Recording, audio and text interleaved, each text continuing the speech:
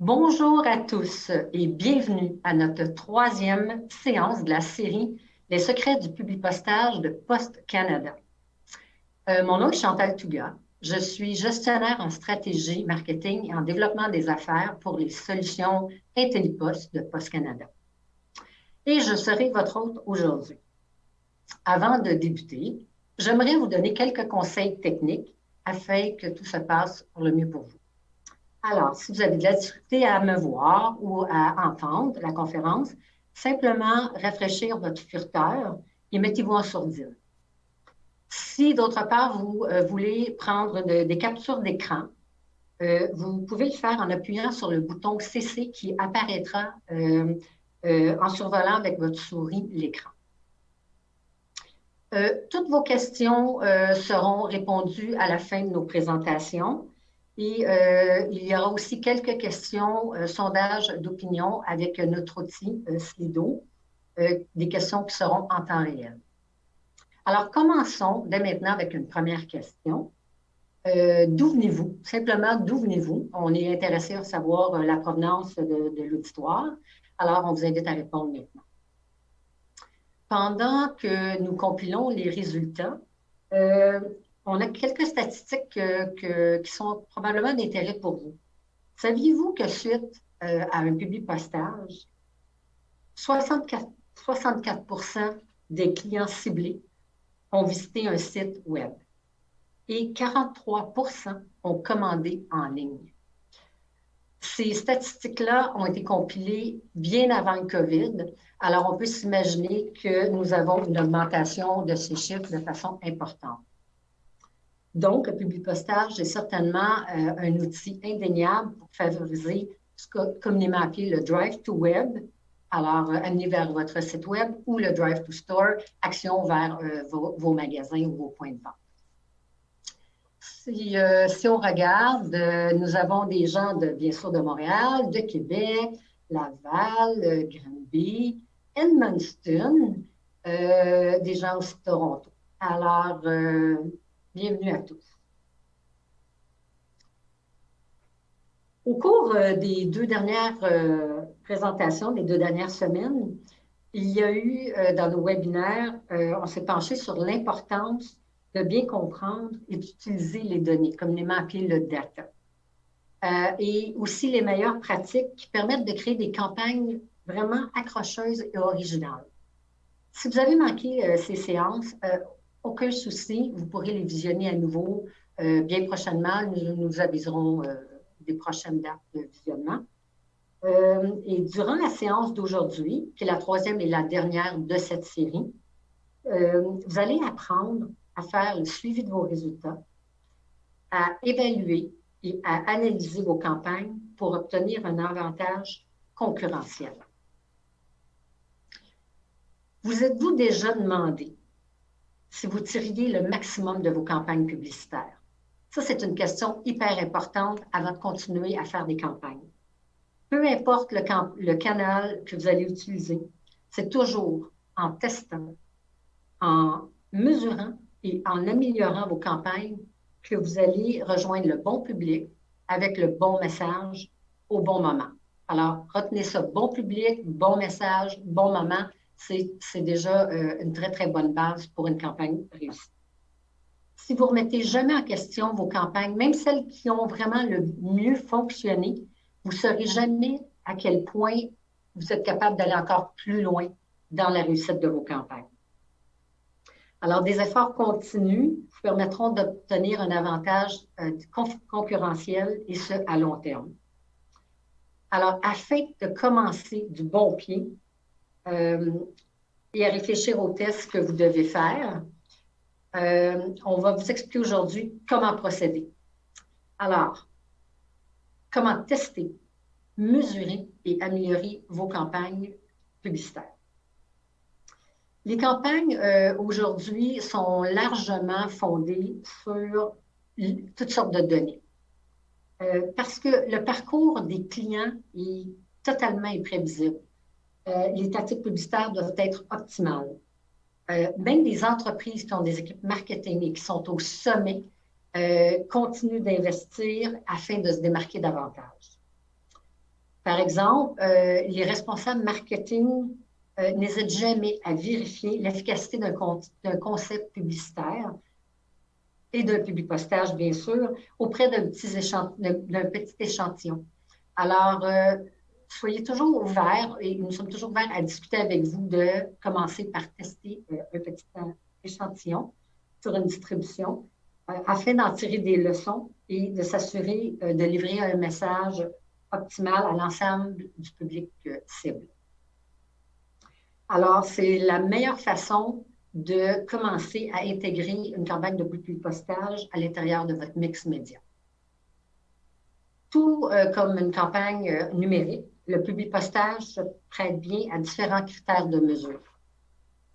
Une fois analysé, on contribue à bonifier, dis-je, le concept et le message pour encore mieux maîtriser son efficacité.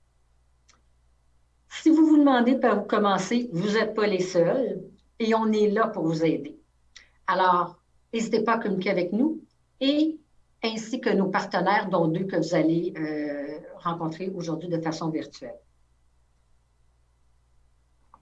Pour commencer, laissez-moi vous présenter nos 2 conférenciers d'aujourd'hui.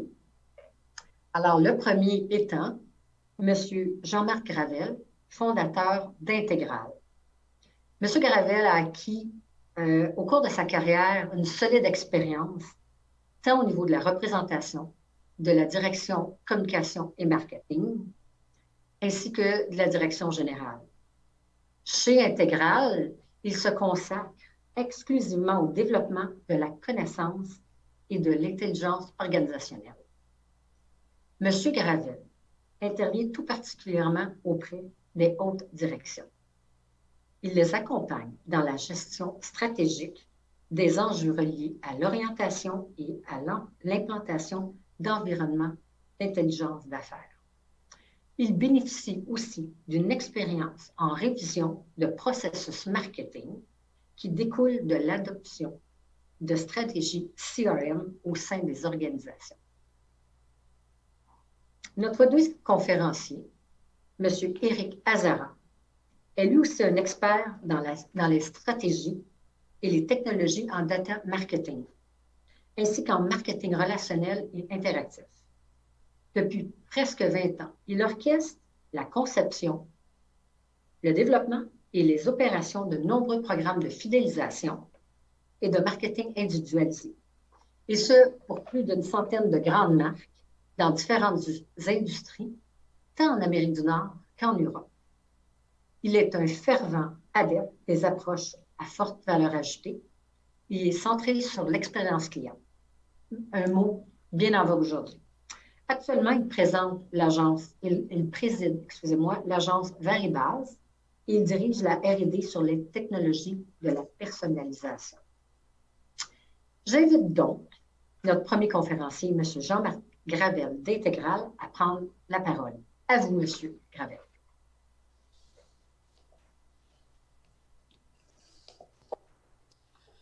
Alors, bonjour. Bienvenue donc aux conférences de Post Canada, les secrets du publipostage. Aujourd'hui, axé sur la mesure et les tests. Alors, permettez-moi, je vais vous présenter en gros l'agenda d'aujourd'hui, mais avant, on a une petite question qu'on vous a lancée à l'auditoire. Alors, testez-vous actuellement vos campagnes de publipostage? Alors, c'est important, un concept important. On va attendre vos réponses un petit peu. En attendant, je vous présente l'agenda. Bien, évidemment, on va parler de mesures et de tests. Alors, pourquoi mesurer? Qu'est-ce qu'on doit mesurer en fonction des objectifs et en fonction de l'environnement qu'on a et le type de développement qu'on veut faire de la clientèle? On va évidemment parler de tests. Pourquoi faire des tests? Alors, c'est important. Puis, heureusement, en publipostage, tout est mesurable. Alors, c'est important de faire des tests pour justement maximiser les résultats. Ensuite, on va parler d'enjeux et d'opportunités. Alors, ce qu'on voit actuellement, c'est qu'à peu près moitié-moitié des répondants testent actuellement les publipostages. Alors, avant de commencer, je vais vous faire un petit rappel conceptuel de la présentation qu'on a fait le 3 septembre dernier, qui était principalement axée sur l'acquisition de la clientèle. Alors, évidemment, quand on veut mesurer, c'est parce qu'on fait des campagnes. Alors, je vous propose un petit exemple ici. Alors, imaginez que l'axe que vous voyez, le tableau, le schéma que vous voyez en face de vous, c'est l'écosystème de votre organisation. Alors, à partir du moment où vous commencez à faire de l'activation, il y a du monde qui vont se manifester chez vous dans votre environnement. Alors, donnons par exemple l'exemple d'un magasin de meubles. Alors, oups, on s'aperçoit que quelqu'un entre dans l'environnement par une première visite sur le site web. Il n'a avec des produits. Alors, actuellement, le statut de cet individu-là, c'est un suspect. On sait peu de choses sur lui et ce qu'on peut faire, c'est d'essayer de voir comment on peut monter l'engagement. Alors, dans ce schéma-là, l'objectif de toute entreprise, c'est évidemment dans le temps d'accroître la valeur des gens qui pénètrent dans l'environnement suite à une campagne d'acquisition. Oups, on s'aperçoit que cet individu-là, dont on ne connaît pas nécessairement les noms, adresses et tout, fait une deuxième visite web.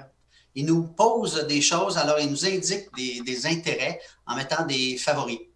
Alors déjà, il commence à nous parler, il commence à nous communiquer finalement de ses intérêts. Il s'abonne à l'infolettre, oups, une troisième visite sur le site web et il utilise le designer virtuel. Alors, on a mis à sa disposition, par exemple, un designer virtuel qui lui permet de mettre ses meubles dans un environnement en positionnant les meubles, les fenêtres, etc.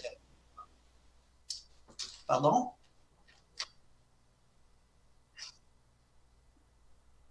OK, alors, juste un instant. Since the beginning? Ça va pas bien.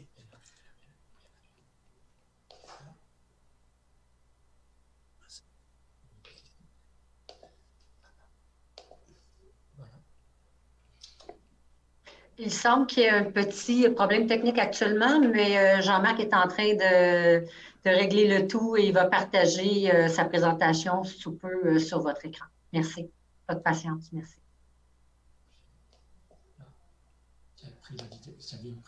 Est-ce que vous voyez? Est-ce que l'écran est là?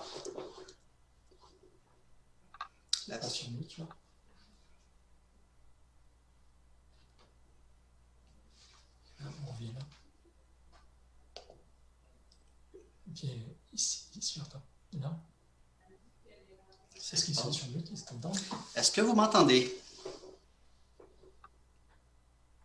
Oui. OK. Oui. Alors, on poursuit.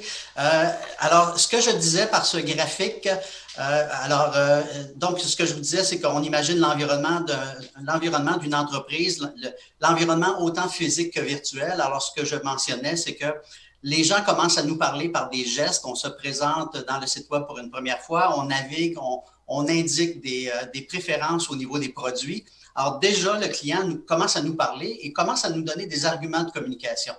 Alors, donc, je disais, il a indiqué des favoris, il l'a positionné dans un designer virtuel qu'on a mis à sa disposition.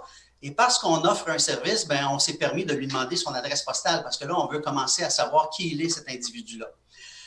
Tout comme on fait avec les paniers abandonnés, on pourrait décider, par exemple, de dire, OK, on fait un reciblage postal ou numérique suite à ça. Donc, il y a une première campagne qui peut être faite auprès de cet individu-là parce qu'il s'est identifié. Alors, un motif, justement, de communication qui est susceptible d'être mesuré.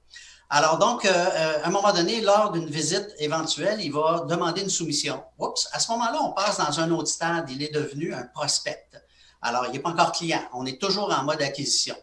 Ensuite de ça, il fait un premier achat. Ensuite, on lui fait des offres postales potentiellement. Alors, à partir du moment où il a fait un premier achat pour un salon, on peut lui demander, OK, parfait, à ce moment-là, est-ce que tu es intéressé à d'autres pièces à acheter dans notre magasin? Alors, donc, une autre opportunité, mais à ce moment-là, il est devenu client. Alors, dans une perspective d'engagement, ce qu'on va vouloir faire, évidemment, c'est susciter un deuxième achat pour qu'il devienne un client fidèle et éventuellement, dans la mesure où son expérience est positive avec la marque, devenir un référent. Alors, ce que je mentionnais donc dans la présentation, c'est que si on interprète tout ce cheminement-là qui est susceptible d'être mesuré, évidemment, on passe de l'acquisition à la rétention.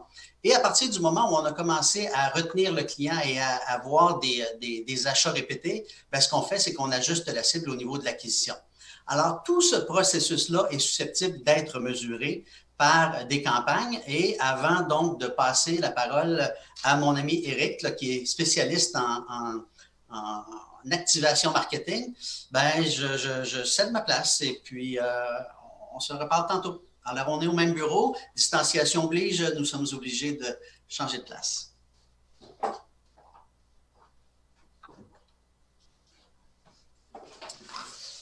Bonjour à tous. Merci Jean-Marc pour ce passage de relais, cette introduction. Donc en ce qui me concerne, je vais aborder deux sujets. Le premier, la mesure de la performance des campagnes, notamment les campagnes de publipostage. Le deuxième sujet, ce sont les tests. Alors pourquoi mesurer? Un programme de communication marketing s'opère en 6 étapes, de la collecte des données à la mesure de la performance du plan opérationnel. Donc, j'ai schématisé ça sur un cercle sur la droite de la présentation. Donc, la première étape, c'est la collecte, c'est la structuration des data. Une fois qu'on a ces data, on peut passer à la deuxième étape qui est analyser ces data pour mieux connaître et mieux comprendre ses clients. Une fois qu'on connaît bien et qu'on comprend bien ses clients, on peut passer à la troisième étape qui est établir sa stratégie marketing et établir son plan marketing. Une fois que l'on a défini sa stratégie marketing, on peut passer à un plan d'activation, donc établir son mix média pour essayer d'aboutir au plan d'activation le plus efficace. On passe à la cinquième étape qui est finalement, à travers ce plan d'activation, diffuser son contenu et développer l'expérience client pour arriver à la dernière étape qui est mesurer la performance et l'attribution de l'ensemble de ce plan d'activation.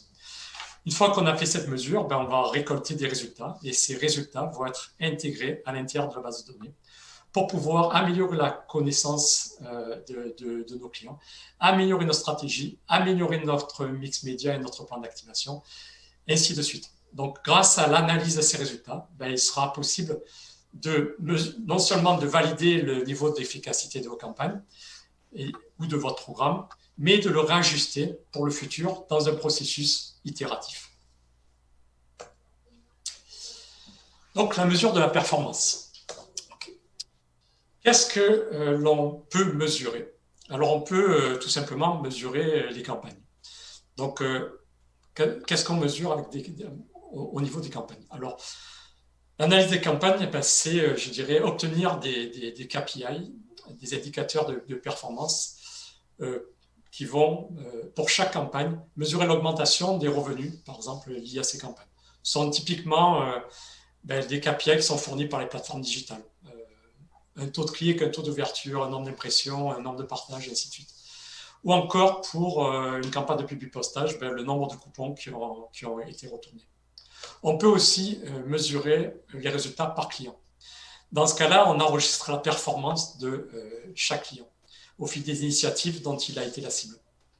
Cela permet d'obtenir des résultats agrégés par segment, par période, par canal, et de mesurer combien rapporte chaque dollar investi sur chaque client.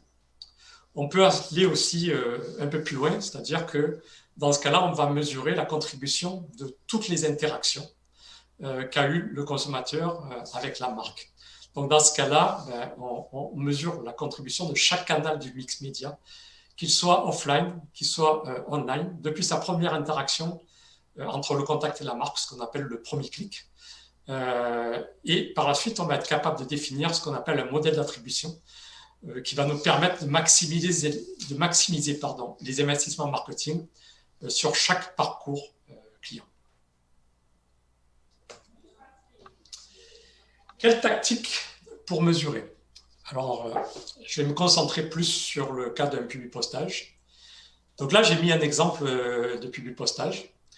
Alors, qu'est-ce qu'on peut mesurer? Dans cet exemple, on a différentes tactiques pour une même campagne, ce qui donne les meilleures chances de conversion. Donc, des exemples de tactiques pour mesurer: un coupon rabais, un code promo. Et dans cette campagne de publipostage dont vous avez la photo à droite, vous avez une carte correspondance réponse d'affaires. Vous avez un numéro de téléphone dédié. Vous avez une URL unique. Vous avez un QR code. Vous avez aussi un pass web, qui est un dispositif électronique qu'on utilise sur un port USB. On plug ce pass USB et automatiquement va s'afficher une landing page qui correspond au message que vous voulez faire passer à votre destinataire. Évidemment, tous ces dispositifs sont personnalisables pour pouvoir permettre un tracking par client. Alors, en fonction des cas, en fonction de vos initiatives et de vos campagnes, ben, vous pouvez utiliser une ou plusieurs de ces tactiques pour mesurer. Donc, ça vient poser une question de sondage à vous tous là. Quelle tactique mesurez-vous le plus dans vos campagnes de publipostage? Donc, normalement, la question doit s'afficher sur votre Slido et puis vous pouvez y répondre. Et puis, je vous délivrerai les réponses que l'on a obtenues un peu plus tard. Donc, pendant ce temps que vous me donnez vos réponses, je vais continuer ma présentation. Donc, les résultats par campagne.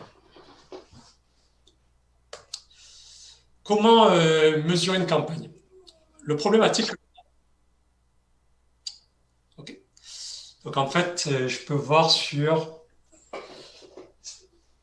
Les questions arrivent petit à petit. J'ai juste avancé sur cette slide-là et puis je pourrai vous donner les résultats juste après qui sont en train d'être remplis par un peu tout le monde. Donc, comment mesurer? On a tendance à mesurer une campagne par d'attribuer, je dirais, tous les résultats, toutes les ventes de cette campagne-là à la campagne. En fait, la problématique, c'est qu'on ne peut pas attribuer 100% des ventes à une campagne.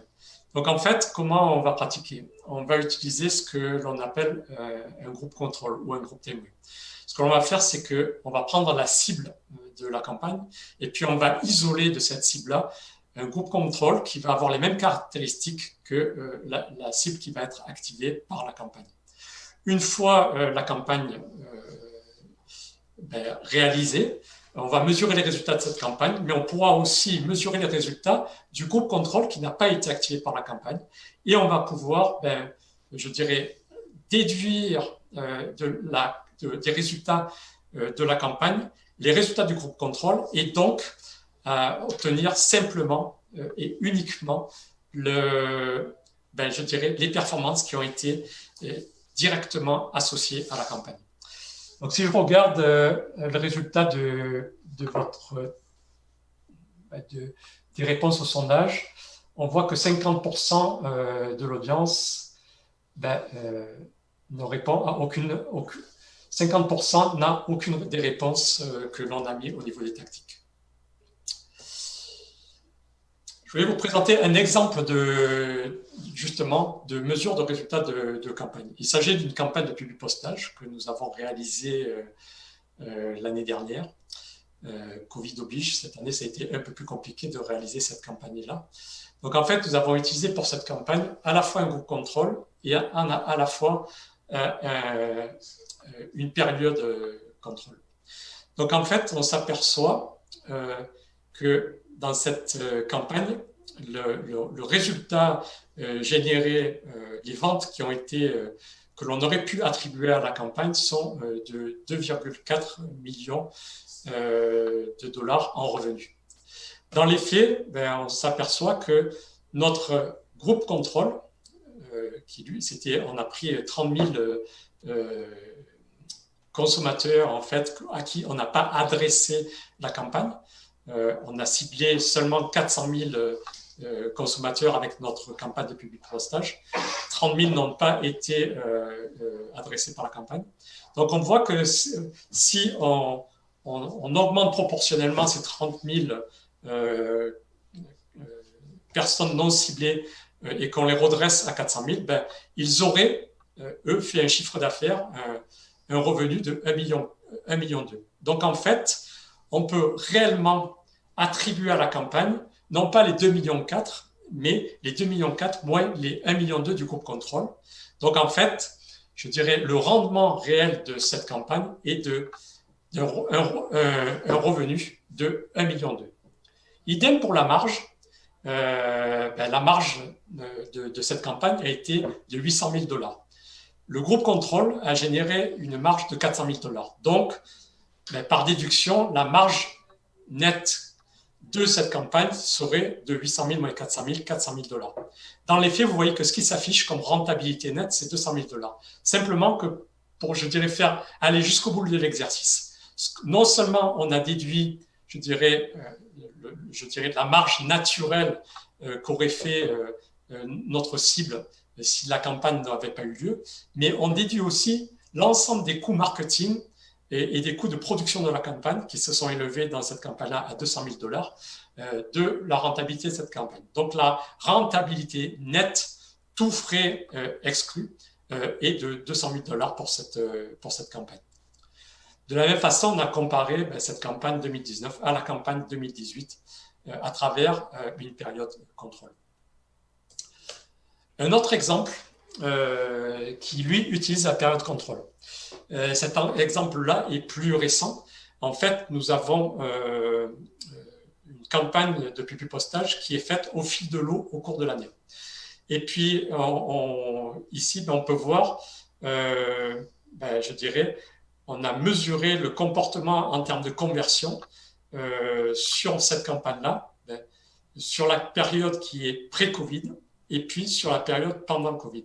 Et puis, on a pu constater que l'on avait plusieurs nouveaux comportements pendant la période Covid sur nos cibles à cette campagne annuelle.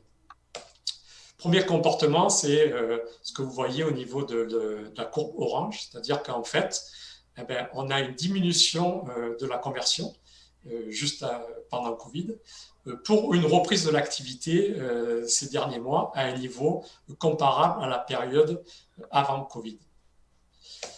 On a un deuxième comportement qui est la ligne jaune, où en fait, ce qui s'est passé, c'est qu'on a une augmentation de la consommation juste au début de Covid.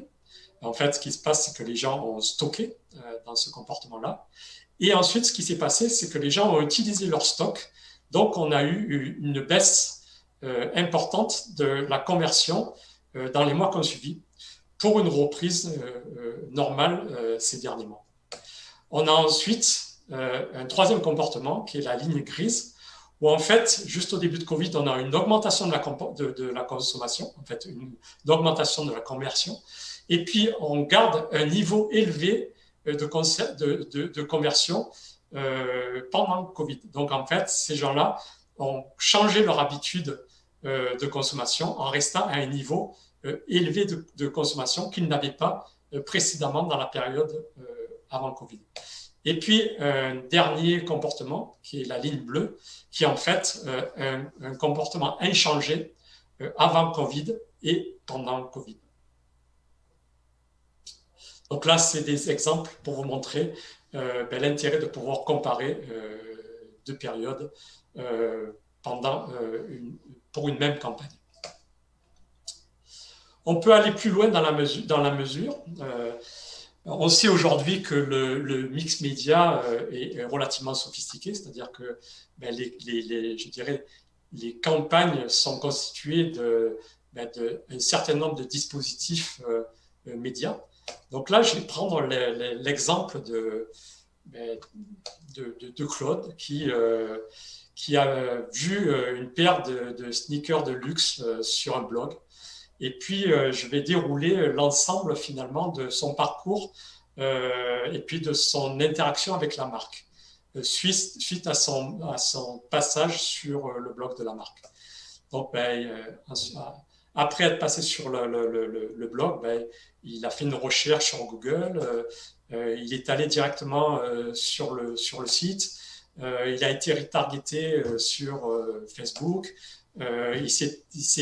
parce qu'il s'est inscrit à l'infolettre, il a reçu une infolettre, il a cliqué dans l'infolettre, il est allé sur le site e-commerce de la marque, il a cliqué pour acheter cette paire de sneakers. Finalement, comme il n'a pas pu l'essayer, il était un peu frileux à acheter en ligne. Il a finalement été retargeté par un publipostage qui lui a donné la disponibilité de cette paire de sneakers dans le magasin le plus proche de son domicile. Et finalement, il a acheté. Donc, comment mesurer et comment attribuer finalement ces initiatives-là à la conversion? Alors, la méthode traditionnelle, c'est ce qu'on appelle la mesure au dernier clic. C'est le plus simple. mais est-ce que c'est vraiment le plus juste? Dans le cas précis, on attribuerait toute la performance de la vente à la dernière interaction, c'est-à-dire le publipostage. On a une autre façon de faire, c'est ce qu'on appelle l'attribution linéaire. Dans ce cas-là, on regarde l'ensemble des interactions qu'a eu Claude avec la marque, et puis on répartit de façon linéaire, je dirais, l'attribution de cette vente à l'ensemble du dispositif, de façon équivalente. On peut aussi faire une attribution par dépréciation, c'est-à-dire qu'en fait, on considère que au plus le contact est lointain dans le temps, au moins on va attribuer la conversion à cette interaction-là. Et puis, on a une dernière façon de faire, ce qu'on appelle le scoring, c'est-à-dire qu'on utilise des modèles qui sont basés sur des algorithmes pour pouvoir attribuer la conversion de façon la plus fiable et la plus réaliste possible. Mais cela demande des analyses et une plateforme beaucoup plus avancée.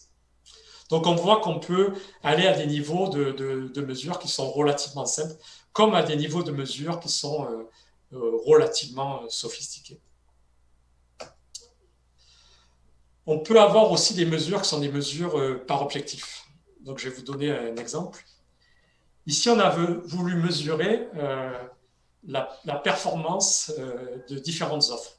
Donc, une marque, je dirais, fait des initiatives marketing, des publipostages dans lesquels elle met en avant différents types d'offres. Donc, dans le cas précis, vous voyez une liste d'offres sur la gauche de l'écran. Ça peut être un échantillon gratuit, ça peut être une réduction en dollars, ça peut être un pourcentage de réduction, ça peut être une proposition de bundle, et ainsi de suite.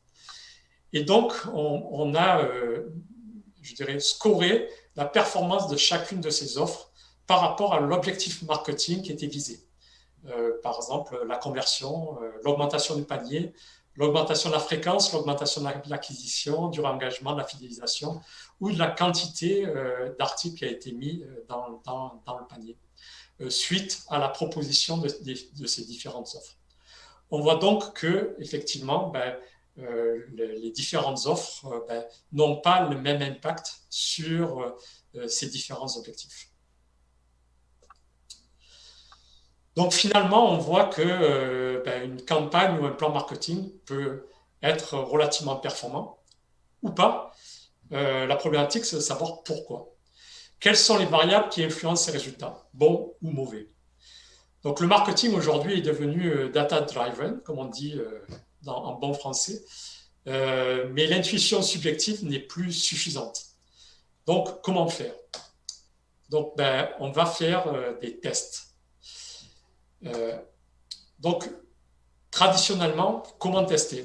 On va utiliser ce que l'on appelle l'A/B testing pour comparer l'efficacité de différentes variables d'une campagne.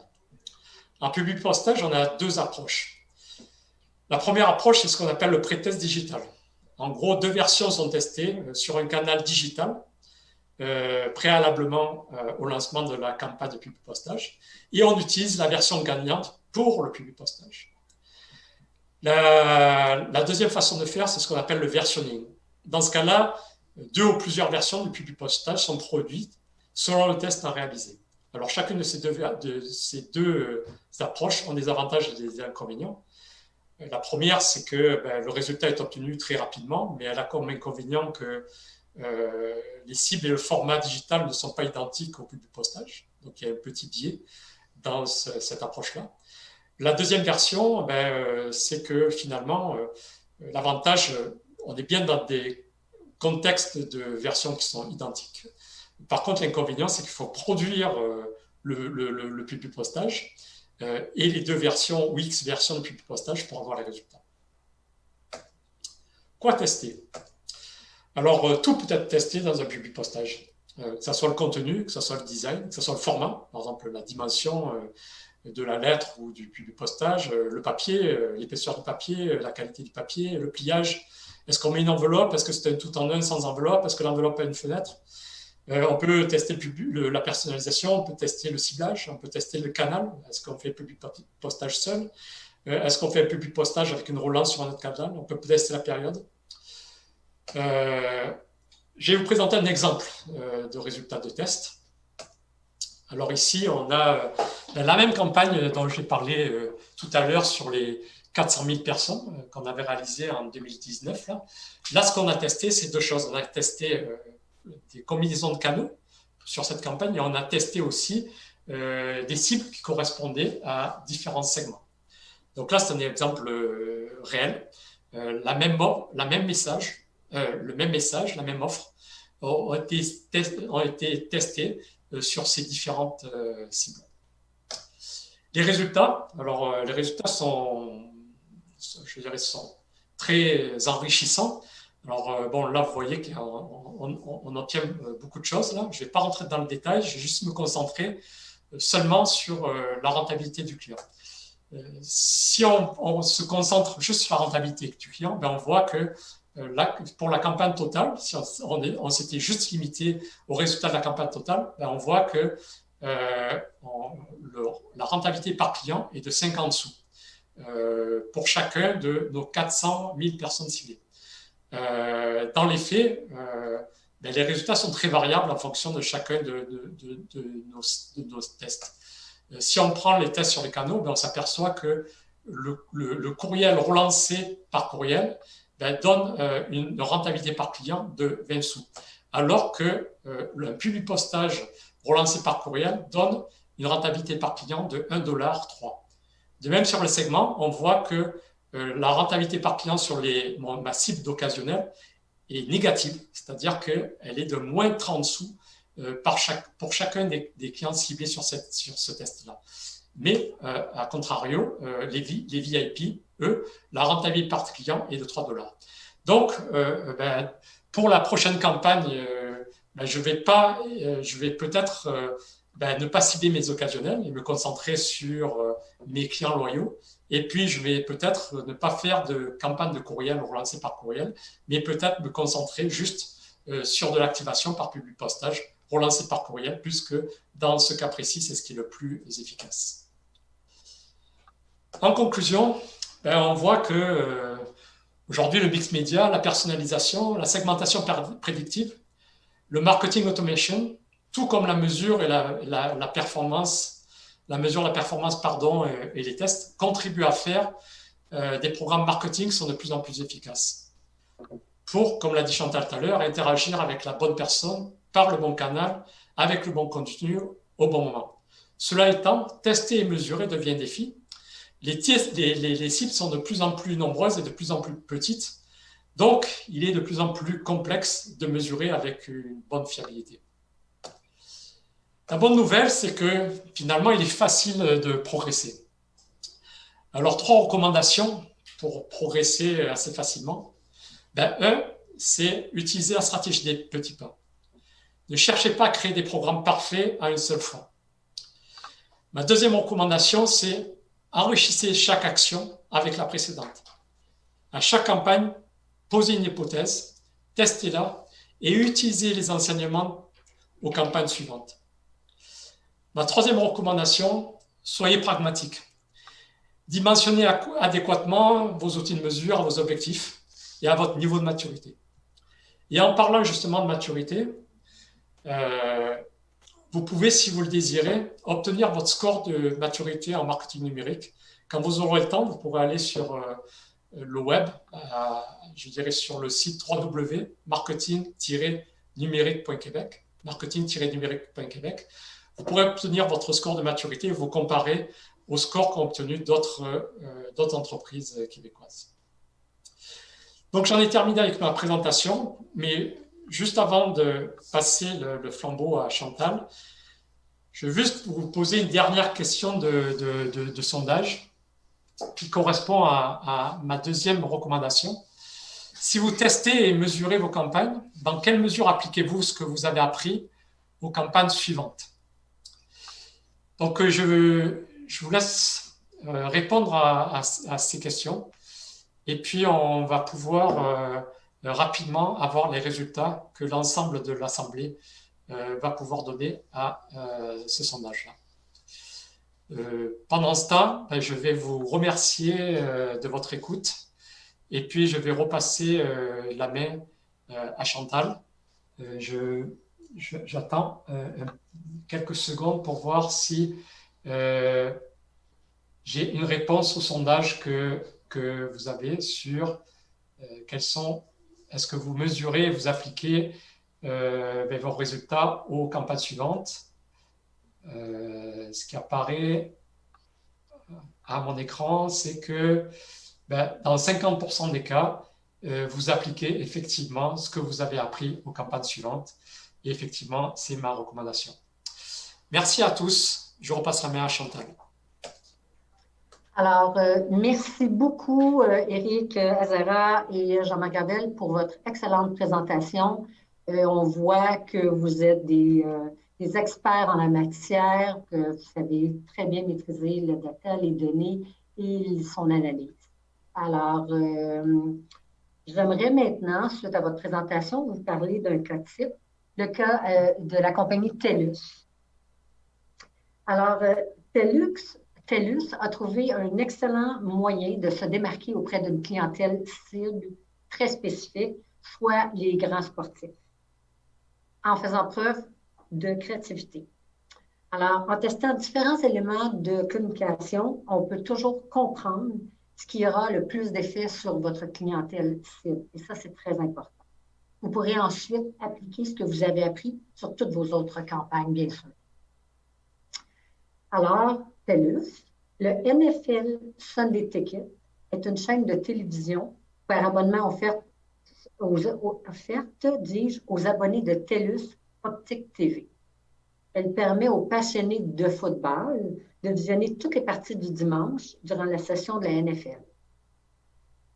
Pour TELUS, le défi était de capter l'intérêt de ce groupe précis d'abonnés qui sont vraiment de véritables passionnés de sport, bien sûr. Si on passe tous les dimanches après-midi à écouter le NFL, c'est qu'on est un passionné, n'est-ce pas? Alors, ces gens-là, on remarque qu'ils sont très peu motivés et stimulés par le marketing traditionnel. TELUS a donc décidé de faire un test.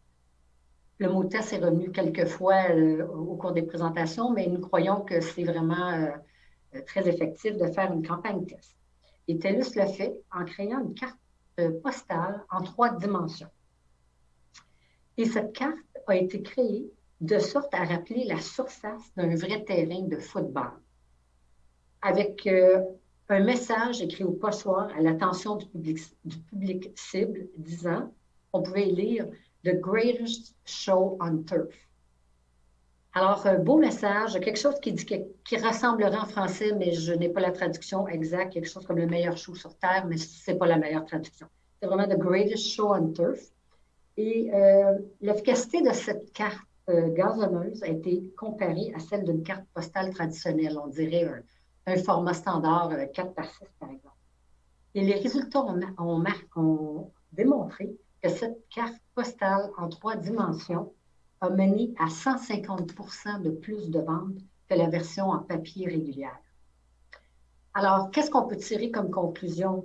Bien sûr, c'est que les données ont permis d'identifier et de cibler directement les passionnés de sport. Hein? Et deuxièmement, qu'en mettant des fois un peu plus de temps sur le développement créatif, ça peut nous donner un plus gros impact auprès de la clientèle cible. Alors, même si 150% plus de ventes que la version papier n'est peut-être pas, donne une idée un peu vague, mais on sait que l'idée créative a généré un rendement capital bien investi. A généré un rendement de capital, dis-je bien, sur la réalité des ventes. Alors, c'était vraiment un bon travail sur toute la ligne que TELUS a fait en, d'une part, analyser ces données, planifier, créer quelque chose de différent et d'exécuter sa campagne. Alors, vous avez peut-être déjà entendu le vieil adage qui dit que le publipostage est à la fois un art, mais définitivement une science. Alors, la séance d'aujourd'hui vous a bien montré à quel point le dicton est vrai. Si vous avez besoin d'aide, bien sûr qu'on est là, vous n'hésitez pas à communiquer avec nous. Vous pouvez utiliser l'adresse ci-dessous pour communiquer avec un représentant de Poste Canada. Vous pouvez aussi télécharger le guide, l'indispensable du Publipostage, qui est une ressource très importante pour vous accompagner dans le développement de votre campagne étape par étape. Alors, merci beaucoup aux conférenciers qui ont participé aux 3 séances des secrets du Publipostage. On a vraiment eu droit à des conférenciers hors pair, extraordinaires, des gens qui ont différentes spécialités et qui connaissent bien le Publipostage et qui peuvent aussi vous accompagner. Si vous avez, comme on a déjà dit, si vous avez raté l'un des 3 webinaires, il n'y a pas de souci, on pourra les visionner à nouveau et vous pourrez aussi les partager sur les médias sociaux s'il semble d'intérêt pour vous. Aussi, super important, nous avons une autre série qui commence au mois d'octobre qui va s'appeler « Amplifier-le ». Alors, vous allez pouvoir tirer avantage de connaissances et de points de vue éclairants et enrichissants de toutes sortes de spécialistes marketing qui vont vous aider à amplifier la portée de vos messages. Chacune des sessions aura une durée d'environ 2 heures à 2 heures et demie et elle sera suivie d'une activité de réseautage virtuel. Il y aura aussi des invités spéciaux dans différents ateliers. Alors, Environics, Mintel, Deloitte et aussi Susan Charles, qui est la responsable de la stratégie de la marque chez Google. Alors, c'est à ne pas manquer. Et si vous n'êtes pas déjà inscrit, nous vous invitons à aller sur la page de postcanada.ca/activité.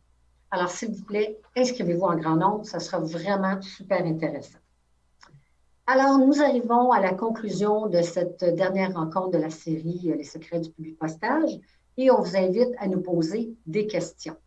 Alors, s'il vous plaît, profitez-en pour nous poser toutes sortes de questions et Éric et Jean-Marc seront disponibles pour y répondre.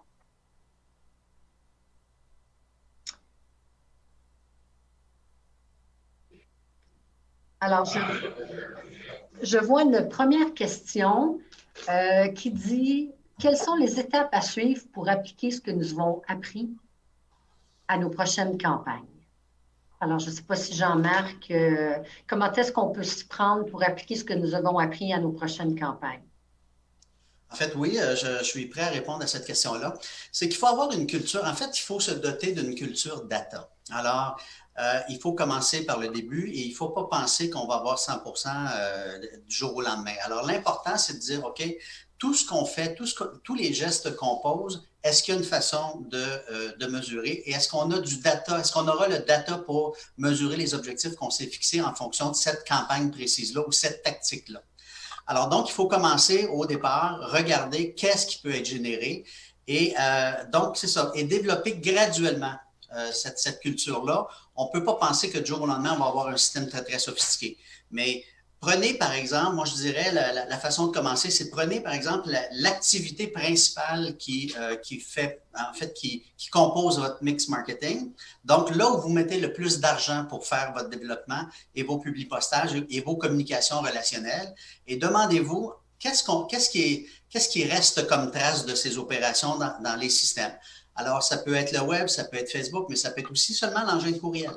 Alors, ça peut être aussi des codes qu'on va indiquer comme Éric nous mentionnait tantôt, qu'on va insérer dans nos opérations pour pouvoir justement mesurer si oui ou non il y a eu interaction d'achat. Alors moi, c'est un peu la façon dont je procéderais.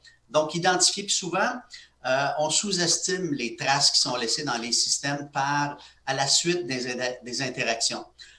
Donc, il faut se sensibiliser à ça, il faut être en contact avec nos gens de technologie si c'est pas directement à l'intérieur du département marketing. Mais donc, développer ce réflexe-là, de dire, OK, qu'est-ce qui va rester comme trace? Puis je dis souvent que c'est un peu ce qu'on fait en faisant ce type de mesure-là, c'est la reconstitution artificielle de la mémoire du marchand. Hein. Alors, le marchand qui était le seul en arrière de son comptoir du début à la fin des heures d'ouverture, il y avait un seul point de contact. Il n'avait pas besoin de système, lui.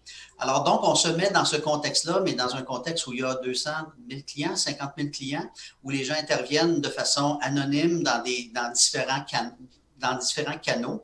Alors, donc, c'est ça. Il faut essayer d'avoir la même intelligence que le marchand par l'interprétation de ce type d'information-là. Alors, donc, et il y en a des traces, là. Alors, faut pas chercher longtemps, là. Ils sont à notre disposition. Il s'agit juste d'y accéder et de faire du sens avec ces données-là. Moi, ce serait ma réponse à cette question-là.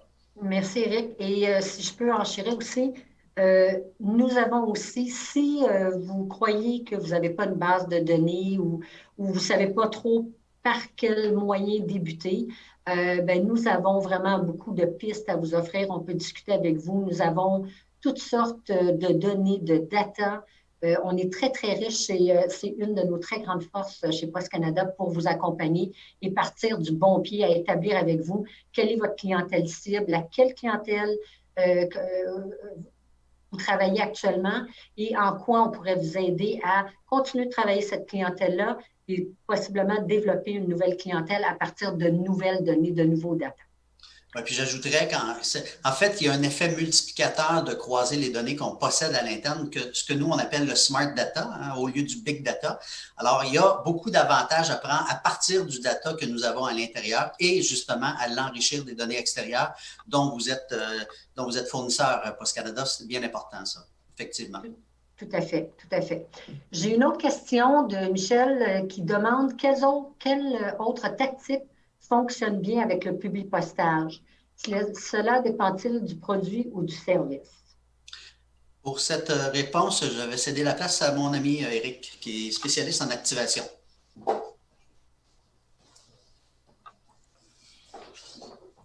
Oui, alors j'ai un peu abordé ce sujet-là tout à l'heure en décrivant différentes tactiques, les codes coupons, les cartes réponses,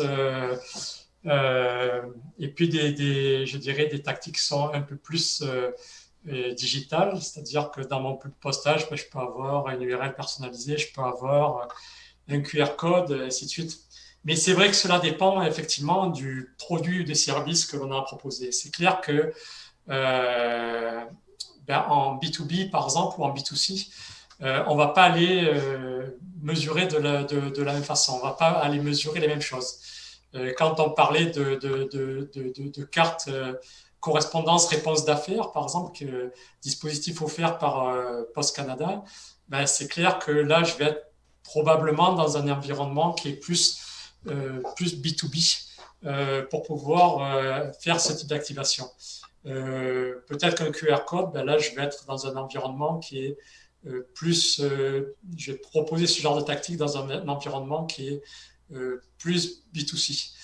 Après, est-ce qu'effectivement, mon environnement de vente, il est aussi e-commerce ou est-ce qu'il est magasin physique?